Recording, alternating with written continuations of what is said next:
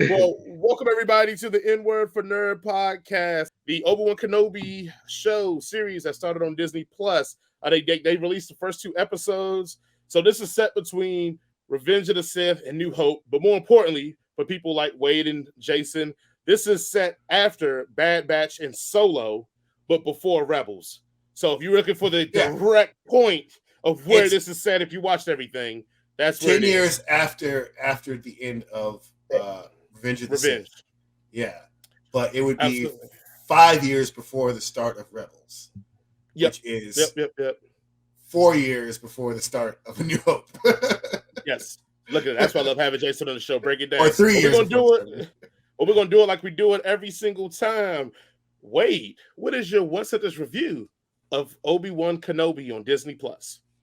So I would say, like, the first episode, I love how they introduced Reva. You know, I like how they started it out with a recap.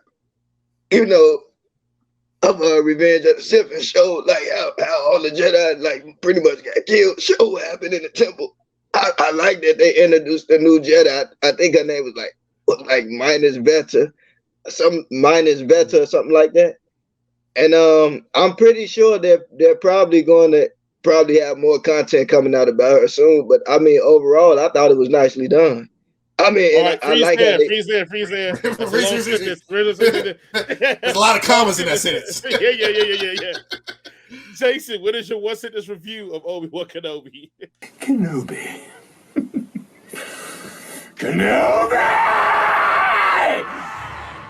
That's my one sentence review. Kenobi. My one sentence review is Obi-Wan Kenobi is a mix of John Wick and Taken. Sentence review of this one. All right, Wade, go jump back into it. What do you think about Obi-Wan Kenobi's first 2 episodes? I'm sorry. Froze there a little bit. What you say? I'm sorry. Oh, I'm sorry. Jump right on in there. What do you think of Obi-Wan Kenobi's first 2 episodes? You can go into your full review now. Oh, well, yeah, I think the first episode was like really nicely done. I like how they like introduced like the Inquisitors and stuff. And then I kind of like how they like made Reva like kind of like Reva, whatever her name is. I kind of like how they made it like she kind of scares me a bit because like she out of control. Yeah. You know what I'm saying? Like she cut the lady hand off. Did you? I mean, like it's like they can't control her. Like it's crazy. Absolutely. She's that Sith Inquisitor that like everybody's like, oh, we gotta hang out with her. Like we all bad people, but she's the worst. Right. Don't invite her to no cookouts. Just let her chill. Let her chill. Jason, what are your thoughts on Kenobi?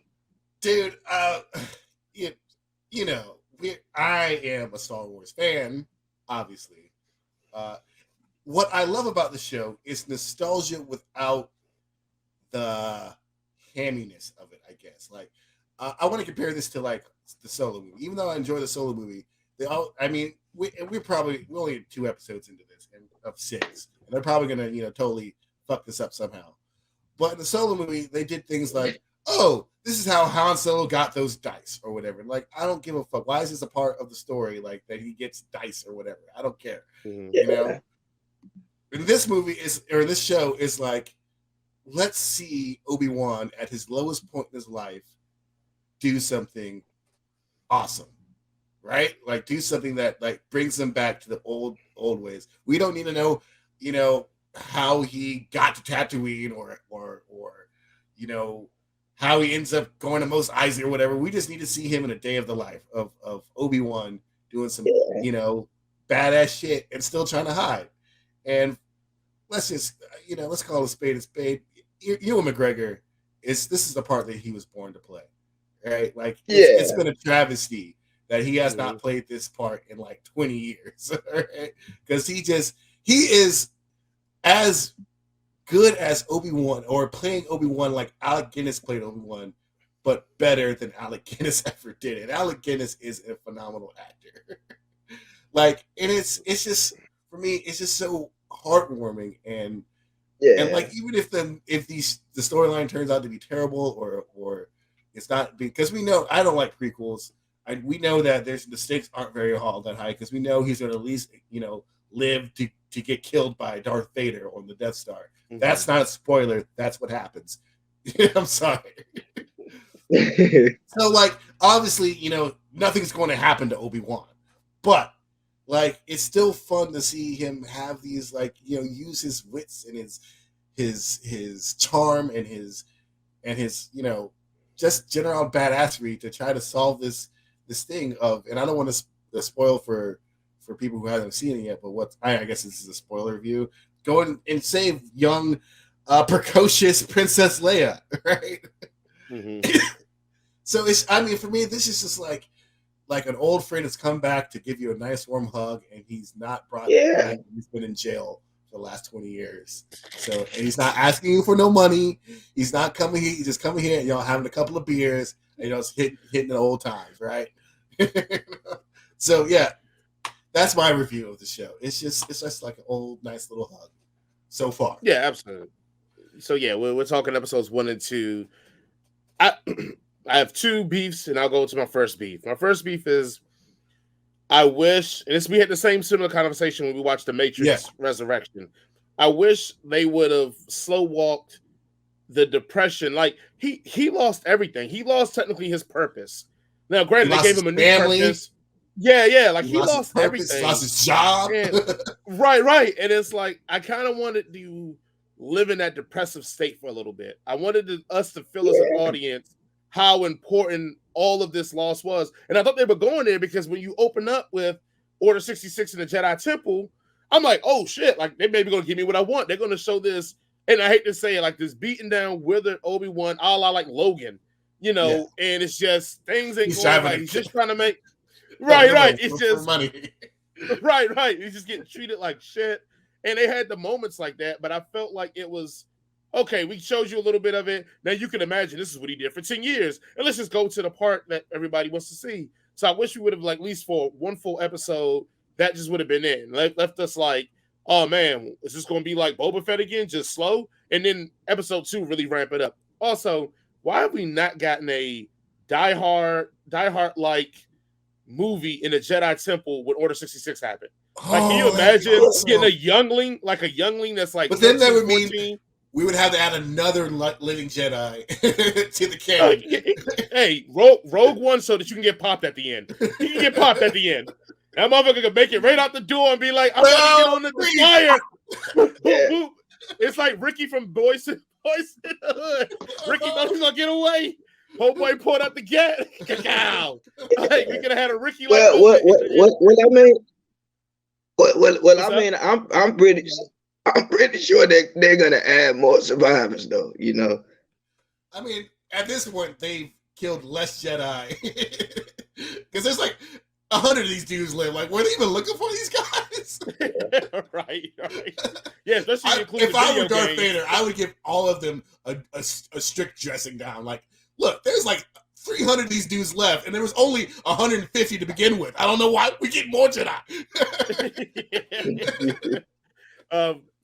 But yeah, I agree with you about Obi-Wan Kenobi being just so great on it. My second thing is, I don't think we needed the young Leia thing. I feel like I get afraid when they bring back these legacy characters in different roles and atmospheres of it. It feels cringy to me because it's like, okay, well, and I know they're trying to make that link to New Hope where she asks for Ben Kenobi's help and yada, yada, yada, and they kind of gloss over why she called him Ben Kenobi in the recording. I mean, Obi-Wan Kenobi in the recording and not Ben Kenobi, because that's what everybody... And so I get it all, but I feel like we don't need any Skywalker. Oh, okay. I'll let you go on that theory. Matter of fact, go for the theory now while you're here. Go ahead. She knows... Well, let's just say, like, Ben Kenobi is the guy that saves her. So yes, in the New Hope, when Luke runs in there and she's like, "Who are you with?" He's like, "I'm with Ben Kenobi." She's like, "You're with Ben Kenobi? Where is he?" Right? She doesn't really know who Obi-Wan Kenobi is. She thinks that's another right. So when she's asking for Obi-Wan's help, she's asking for the Jedi who her father hung out with. She's not asking for Ben. That's a good point. So when she hears that Ben's there, she's like, "Oh, Ben, he's cool. He's the one that saved me when I was a kid." This is all fucking made up since the last 2 days, obviously. right. Again, and that's really good. That's a good theory. I like that. I like that line. That kind of fills the gap. But I wish it would have been another child, or even I would have been happy if it was a youngling, like someone that found a youngling, and he was like, now I know it's 10 years later, so let's say the guy would have been 12 or 13 because he went to the Jedi Council very early, and maybe somebody let this like 3-year-old escape through the back door because it's a fucking 3-year-old, which I know doesn't hold with canon, but like I would have loved if it was a youngling. Oh no, it totally holds with canon because there's a lot of kids out there. So like, I wish that would have been true, and I think it would have played smartly into the theme of it, because when he denies the other Jedi that came asking him for help, and he was like, my advice, bury your lightsaber, go back to town, and like forget all this. Like, so I think him doing that and then seeing this Joker hang from the Raptors, when somebody would have came to him with a youngling that needed help, I think that would have been a very good moment for him to be like, I let this dude down, I can't let another one down, I got to get back in action. I think that would have been better for the mythos, but also I think it would have been better for it because it's a very awkward conversation with him and Uncle Owen when he goes, oh, you told me when a child starts showing, you're going to send them to me for training. But Obi-Wan makes it seem like he's disillusioned. Right, but he makes it seem like he's disillusioned with like doing the Jedi thing anymore. So so it's weird that he's like, nah, when he starts showing, bring him to me. Now, I don't know if it's because he wants to protect them because maybe Vader would sense him at that point. Who knows? I just thought it was very off character to be like, hey, I'm done with the Jedi thing. But when this guy's old enough to be trained, I'm back in it. Like, just very back in the game. Outside of those beefs, man, I love this fucking shit, bro. I love Obi-Wan Kenobi. And I love Obi-Wan Kenobi, too, when he's in his most Obi-Wan Kenobi-ness, in which that is fighting jokers without a lightsaber. That is my favorite Obi-Wan Kenobi. I love it. When Obi-Wan Kenobi is giving people their biz without using a lightsaber, I love it because people always feel like once you get a Jedi off his lightsaber, they're useless. And Obi-Wan's shown consistently over a bunch of movies that he got them hands, and he will put them hands on you, and he will put you though. And then listen, we can talk about the Walter White moment in the cell. Like, that was awesome as hell too. Like, I feel like they were like, hey, what are all the greatest action scenes that people love? Let's just throw it in this second episode. Another thing I like too is like the showing of the universe hasn't pretty much disregarded the Jedi, because by the time we get to New Hope, they like, according to Han, they had like the Jedi were like this far gone cult that just never existed. What are you talking about? I never heard no Jedi. What is this? I don't even know. Right, of course, blah, blah, blah, blah. But like, I love the fact that it's like you have scammers out there pretending to be Jedi. That was dope as hell. And then the fact that he was like, and he's like, you're not by yourself. You have friends and help. So it's like, yes, people appreciate that these peacekeepers for hundreds of years, thousands of years, fail, and they're still like, nah, we still fucks with the Jedi because they kept us safe for thousands of years. So I thought that was a nice touch, because New Hope makes it feel like motherfuckers got brain wiped with the men in black stick and forgot about Jedi in this universe. It was like, oh, Jedi, it's just some wizards, blah, blah, blah. Like, even Vader's people. How the fucking New Hope? Like, you're hanging out with Darth Vader, you don't know that, like, the Jedi shit's real. Like, anyway. But I did appreciate they kept that in there. Obi-Wan should have been Snoop Dogg in 1995 Sorcerer Wars. Like, what, y'all don't got no love for the Jedi? Y'all forgot about that we've been laying down these dope beats?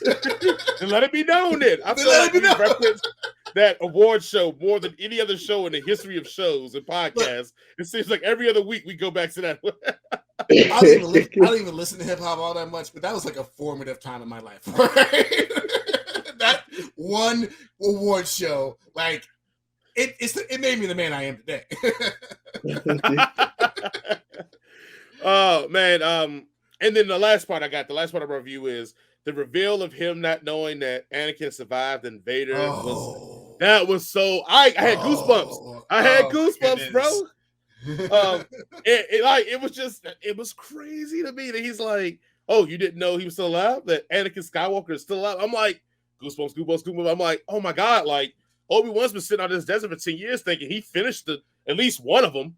Like, I mean, honestly, he was like, dude, when I left that dude, he was burnt alive, and like there was nobody else there. He should be dead. Like, I didn't have to go in there and nudge him back into the lava. Yeah. Like, but I mean, also, but I feel like also that makes him a bit afraid too, though. Oh yeah, he's got to be like, this man. Well, if I burned you alive, and you still alive. I sense your fear. Remember, she makes a comment like, "I can sense your fear." Like, yeah, I'll be shook too. Like, but what do you think about her stabbing the other Inquisitor? You know. All right, so that will probably be my one biggest like what the fuck moment, because the Inquisitor does not die until Kanan Jarrus, like until he basically commits suicide because he's like, I'm not going back to Vader, losing, nah, bye. yeah, like what he said. So I guess in the next episode or so, they're gonna be like, oh, we got him all patched up, and he's just gonna be looking at Raven like side-eye her the whole entire time. But also, I think. Go ahead, Wade. But I gotta say that chick definitely got some type of issues. You know what I'm saying? Like, issues. And I got some mommy issues coming from her because I'm like, I know we saw. She got. I mean, obviously, you know, the Empire got like at least a couple of black people back there because she got her hair all nicely did. And shit. Which I want to see the night hair salon moment where, you know, the Inquisitor walks in and they're like, "Oh, child, here comes Reva," you know. I mean, but they just better hope she don't snap on them. You know what I'm saying? Bruh, we're gonna do what? Beauty shop for Grand Inquisitors? That's the spinoff we trying to get. Okay. Yeah. Also, let's talk about Mr. Han coming back for being what's his name? Eighth brother, or whatever he was. That's Han from Justice for Han. You know, actually better than he's ever been in any other movie. Very true. But also, I want to talk about Third Sister here. Yeah, she might convince me to be a Sith. That is that. And for y'all who don't know, I am a Jedi purist, guys. I do not fathom why anybody like the Sith. That is how much I'm into the Jedi. And Reeve over here going, maybe a red lightsaber would be cool. Maybe that wouldn't be such a bad life. I don't know. I get to hang out with these people. This sounds like a good idea. Yeah. Oh my God. I mean, evidently she had some type of personal beef with Kenobi, you know. Right. I wonder how that's going to unveil too. Like, this somebody rumored that she probably was a former Jedi. That's what people were saying that she might have been a former Jedi. She could have been one of the younglings in that first scene. That's probably the rumor that she's one of those, especially when it's like, we got to run away. Because a lot of the Inquisitors were younglings or former Jedi to begin with, or whatever, that were raised by, obviously, the comforting parenting of Darth Vader and the Emperor Palpatine. I mean, did he discipline her in class or something? I don't know. Let's be honest. But I'm going to throw this out here, and please don't cancel me for saying this. But Obi-Wan's probably one of her baby dads. She needs that child support money. Oh, God. There it is. We saw the connection. I will admit. She don't want to kill him. She doesn't want that check. Yeah, because she was trying to get into Lord Vader, the law, the police, because you ain't paid. I see what you're saying. I'm right there with you. Third eye open, baby. I see what you're saying. Obi-Wan ain't no. He a dirty dog. Obi-Wan. No, but I mean, even Vader's not that reckless. You know what I'm saying? I mean, don't get me wrong. He was bogus for killing them kids, though. You know. Yeah, but he threw his boss down a tunnel for his kid. He was like, man, fuck that boss. Fuck this job. My kid want me. Vader is a more responsible parent. He would definitely pay child support. Right. Oh, you made me forget what I was going to say about this shit. I don't think I now. Well, I guess with that being said, I guess we've gone completely off the rails, and let's bring it back together in this one. What is the rating for Obi-Wan Kenobi's first episode 1 and 2? Wade, if you're familiar with it, 5 is it's a classic. 1 means it's some straight trash. Jason, what would you give it? I'm gonna give it a 4.5 out of 5, only because I did get a 5 because of the what the fuck moment happens at the end of the show on episode 2. Also, it's totally a joke. I don't think all black women have baby daddy issues. It's just a joke, guys. All right. I'm glad you cleared that up. Wade, Yeah, what would that's you good. rate?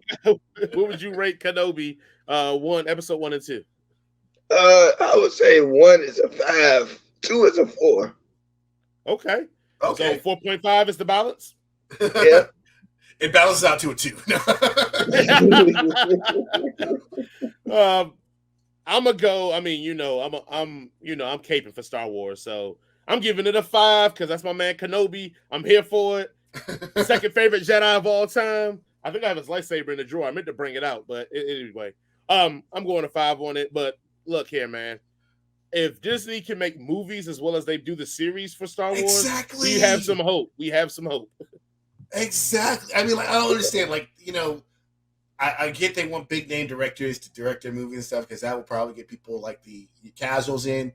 But if you had like Dave Filoni, Jon Favreau, and Bryce Dallas Howard making these movies, they would be new classics all over again. We wouldn't be, and of course, it'd still be the same fanboys like, oh God, this Jedi isn't white, so it sucks.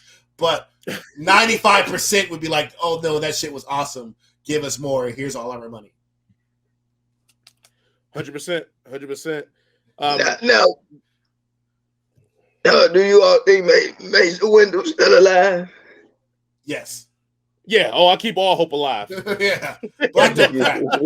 And right. See, look, Darth Maul got cut in half and fell down an endless hole, and he's still alive. Yeah. Mace Windu just got his arm cut off and thrown out of a window. Yeah, that dude's definitely still alive, right? He's still on Coruscant, probably pushing his shopping cart past the temple, side eyeing the Emperor, like, I'm gonna get you one day, motherfucker. He gonna get them hands when I get him. Right. One day, it's old as hell, it's old as hell. I'm gonna get that motherfucker one day. Motherfucker dead, got cloned, and he like, nah, I'm waiting my turn. Oh man. Well, Wade, man, it's a pleasure, man. I appreciate you coming on and joining us. Before you leave, I need you to settle a debate for us really quickly. Because I feel like you're the expert in the field here for it. All right. Who is the better wrestler, Bret Hart or Owen Hart? Come on, this is go ahead. I gotta say Bret Hart. Hey! The excellence of execution, the best there is, the best there was, and the best there ever will be, Jason. Don't forget that ever again. Owen Hart is a wrestler's wrestler. You guys want to pick, everybody wants to be Madonna, but no one ever wants to be Cyndi Lauper, all right? That's because yeah, Madonna may have sold more records, but Cyndi Lauper is the artist, all right? Let's get it. Ooh, okay, all right. It's getting Wade. It was a pleasure having you on. Shout out where people can find you, man. Where people can look you up, and I know we had your some stuff from your film, but where can they find you at? And I'm gonna put your link to your film and everything in our description so people can look at some of your work. And man, like I said, there's some good stuff in there.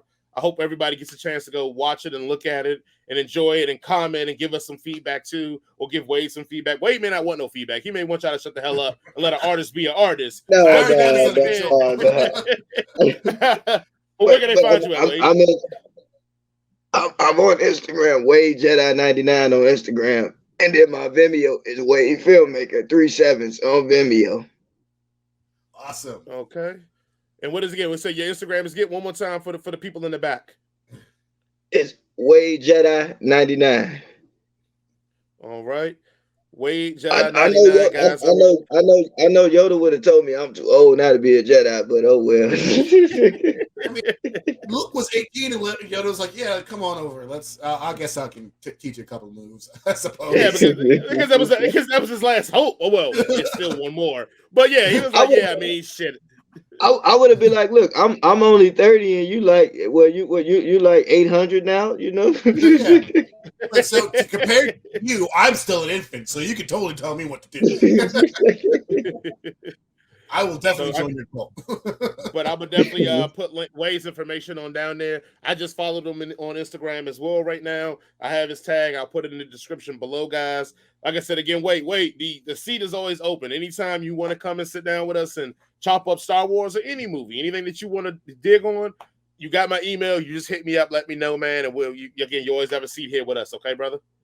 All right, I got you. Thanks again. I appreciate you all. All right, now, man, that's Wade Simmons, guy, wrestler, pro wrestler, filmmaker. Star Wars enthusiast, Star Wars legend, Star Wars historian. I mean, you just title at the title. Like, soon we're just gonna have to, like, you and Jason, I'm gonna have to just do like that guy back in medieval times. And when I announce you, pull out the damn scroll and be like, Jedi in training, but Yoda's being a hater. Just a whole list of things. But I appreciate you again, Wade, man. And I know on this show we don't do a lot of talk about, hit the like button and subscribe and blah, blah, blah. Because we just feel like if we're good, you're going to think we're good, and you're going to tell people that we're good and get more people to watch us. So I don't feel like we at this point need to tell people that. But yes, by all means, remember to take care of us when you do it. You should right. Right. Mom. Figure it out, Mom. By doing that, liking and sharing and subscribing. If you can, definitely share, because that's how we get more people to it. Because I think we have a fresh take and we have fun and we talk about things that not everybody talks about in their middle of their reviews randomly like we do. And I think that's part of the charm of the show. But thank you guys again for listening, watching, commenting, joining us. Shout out to Wade Simmons for joining us on the show. If you watched just only the Top Gun segment and did not see or hear Wade, look at our other segments. He's on there. Again, check out his work. I'm gonna have it in the description below. He's a filmmaker. He's training to be a pro wrestler. Star Wars enthusiast like we are. Star Wars historian like we are. So he's just a really dope individual, and I was so glad that he can join us and share some love with us. And so that there. And with that being said, we will see you all next week. Thank you all again, and peace. Man, you got to put some more respect on Maverick on Anakin, bro. You can't